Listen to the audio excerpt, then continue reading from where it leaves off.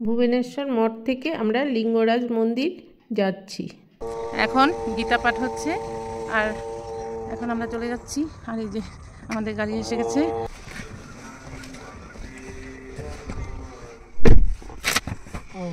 ভুবনেশ্বর রামকৃষ্ণ মঠে আমরা 3 দিন থেকে খুব আনন্দ করেছি, খুব ভালো লেগেছে। তো এ আর বলার মতো না। ভুবনেশ্বর জায়গাটি খুব ভালো, এখানকার লোকজন খুব ভালো, এখানকার পরিবেশও ভালো। তো আমাদের খুবই ভালো লেগেছে। তো আজ চলে যেতে হচ্ছে, মনে হচ্ছে বাবার বাড়ি থেকে চলে যাচ্ছি, এমন মন খারাপ আমাদের সবারই হয়েছে। এই যে দেখছো, সিকিউরিটিরা পর্যন্ত আমাদের নমস্কার জানিয়ে বিদায় দিচ্ছে। তো এখানকার লোক সবাই ভালো, খুব ভালো ব্যবহার সবার। তো আমাদের তো যেতেই হবে, কিন্তু মনটা খুবই খারাপ লাগছে সবার। একই কথা, এই মঠে এসে আমরা এত আনন্দ করেছি, এত ভালো লেগেছে। দেখতে দেখতে আমরা বাবার মন্দিরে পৌঁছে গেলাম। এখন প্রায় 7:30 বাজে। তো এত সকালেও এত ভক্তরা এসে গেছে। তো এখানে দোকানে সব কিছু পাওয়া যায়, আমরা সব কিছু পুজো দেওয়ার জন্য কিনে নিলাম। তো এবার আমরা ভিতরে প্রবেশ করব বাবার মন্দিরে। তো লিঙ্গরাজ মন্দিরে আমরা প্রবেশ করছি। এখান দিয়ে ঢুকতে হয়, তারপর মোবাইল পার্ট সব কিছু রেখে দিতে হয়, জুতো মোবাইল সব রেখে দেওয়ার সিস্টেম আছে। তারপর আমরা ভিতরে যাব।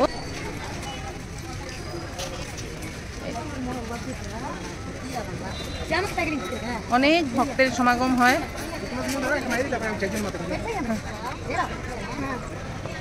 মন্দিরের ভিতরে ক্যামেরা নিয়ে যাওয়া নিষেধ, তাই তোমাদেরকে মন্দিরের ভিতরটা দেখাতে পারবো না। তো বাইরেই যা কিছু সব কিছু দেখালাম।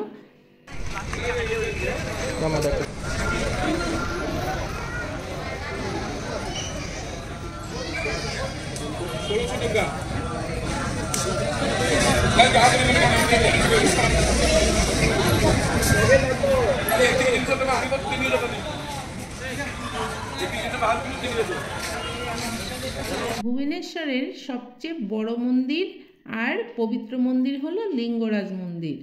তো মন্দিরটি ভগবান হরিহরকে উৎসর্গ করা হয়েছে, যার অর্থ হরি হচ্ছে ভগবান বিষ্ণু এবং হর হচ্ছে ভগবান শিব। তো এই জন্য এই ভগবান বিষ্ণু আর শিব এখানে এই মন্দিরে আছে। এই লিঙ্গরাজ মন্দিরটি 11 শতকে সোমবংশী রাজা যজতি কেশরীর দ্বারা নির্মিত হয়েছিল। তবে এমন একটি বিশ্বাস রয়েছে যে মন্দিরের স্বয়ংভূ শিবলিঙ্গটি 7ম শতাব্দীতেও পূজা করা হয়েছিল। পৌরাণিক অধ্যয়ন অনুসারে মন্দিরটির নাম ব্রহ্মপুরাণে পাওয়া যায়, যা ভগবান ব্রহ্মাকে উৎসর্গ করা একটি প্রাচীন হিন্দু ধর্মগ্রন্থ। মন্দিরটির একটি আকর্ষণীয় দিক হল এটি হিন্দু ধর্মের 2টি প্রধান সম্প্রদায়ের একত্রিত হওয়ার ইঙ্গিত দেয়, শৈব এবং বৈষ্ণব। লিঙ্গরাজ মন্দিরের উত্তরে বিন্দু সরোবর অবস্থিত।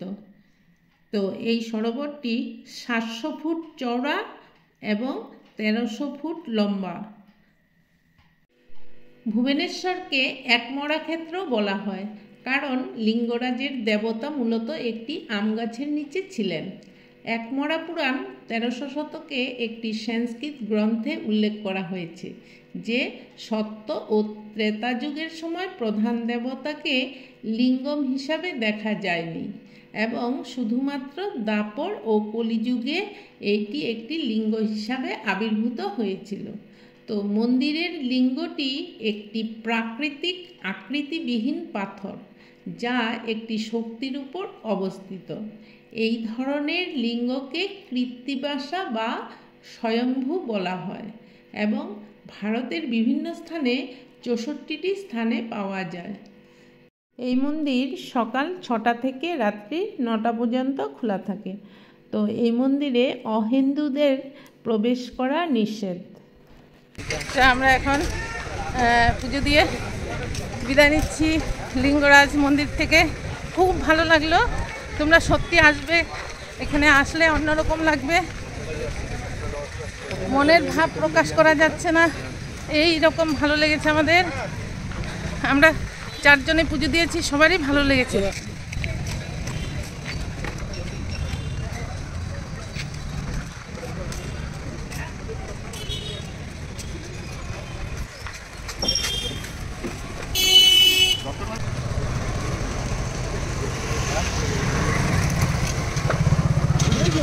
লিঙ্গরাজ মন্দিরের সব কিছুই বাইরে থেকে তোমাদের দেখানোর চেষ্টা করলাম, যতটুকু পেরেছি তোমাদের দেখিয়েছি।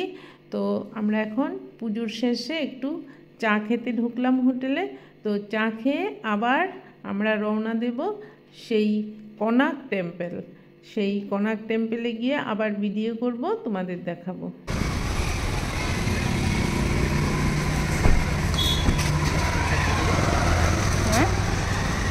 খুব সুন্দর অনুভব হয়েছে লিঙ্গরাজ মন্দিরে দর্শন করে। সারা পৃথিবীর যেখানে মেন লিঙ্গরাজ মহাদেব ভগবানের যেখানে মেন জায়গা, সেটাই লিঙ্গরাজ মন্দির। মহাদেব ভগবান বিষ্ণু রূপে আছে এখানে। নারায়ণশিলা 2.5 ফুট নিচে নারায়ণশিলা আছে। এই লিঙ্গরাজ মন্দির হচ্ছে ভিতরে 2.5 ফুট নিচে নারায়ণশিলা আছে। তো কয়টা জানি 21টা না কত 22টা নারায়ণশিলা আছে ভিতরে 2.5 ফুট নিচে, আর উপরে আছে শিব। তারপরে এখানে নারায়ণশিলাকে বিষ্ণু রূপে পূজা করা হয়। বিষ্ণু তুলসী পাতা দেওয়া হয়, এখানে বেলপাতা দেওয়া হয় শিবের, আর এখানে বিষ্ণুর পূজাও হয়। পান্ডাওরা বললো ভালো লাগলো পূজা দিয়ে, আর আমাদের এমন অনুভব হয়েছে খুব সুন্দর, খুব ভালো।